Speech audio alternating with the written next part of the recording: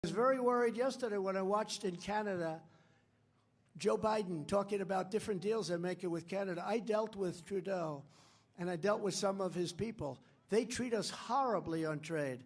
And I'm watching these different deals that they're announcing. They are horrible, horrible deals for our country. They're great for Canada, but horrible, horrible deals for our country.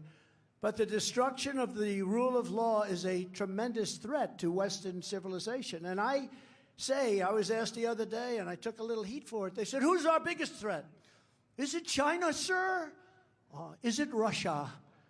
I said, no, our biggest threat are high-level politicians that work in the United States government, like Mitch McConnell, Nancy Pelosi, Schumer, Biden, Justice Department, because that's poisoning our country. I can do things with China. I made the greatest trade deal in history with China.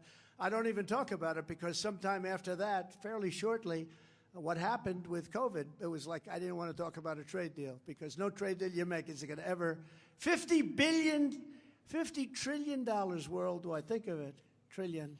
$50 trillion is the damage done. China doesn't have anywhere near that money. Nobody has anywhere near that money. The damage they did. So I don't talk about it, but I had a great relationship with China. We put massive tariffs. We took hundreds and hundreds of billions of dollars out of China. No other president took anything out of China, not 10 cents. But the only way to stop these arsonists, and that's what they are, is arsonists, and I really do believe, and they'll go right and say, oh, Trump likes China more than he likes crazy Nancy Pelosi. But in many ways, these sick people are more of a threat because we can deal with China. I was beating China so badly, nobody's ever seen. We were lapping them.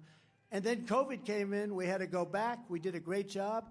And when we unfortunately had to give up what we were doing, very sad, sad day for everybody in this audience and for, frankly, most of the country because we were doing so well. But the stock market was actually higher than it was just days before COVID was something that nobody ever saw, came into our country. So we really rebuilt it twice.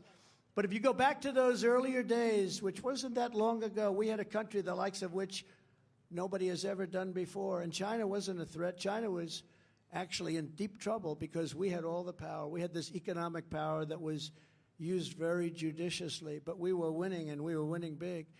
The problem isn't China. The problem is stupid people that have to deal with China. That's the problem, and that's what we have. And I watched Joe Biden yesterday in the halls of Parliament, Canadian Parliament, this beautiful Parliament, and there's Trudeau with his beautiful wife, and they're sitting there laughing and laughing. They think it's so great because they pulled the wool over his eyes. The deals they made for that guy, I would never have made those deals. I would never. But I watched Joe Biden say, I'd like to thank China. And he's in Canada. And then he goes, oh, because they start screaming at him. The entire room starts laughing. I'd like to thank China. But he's in Canadian Parliament. He said, I mean Canada. The whole place was laughing. They're laughing at our country. We don't want anyone to laugh. Nobody laughed at our country when I ran it, I can tell you that.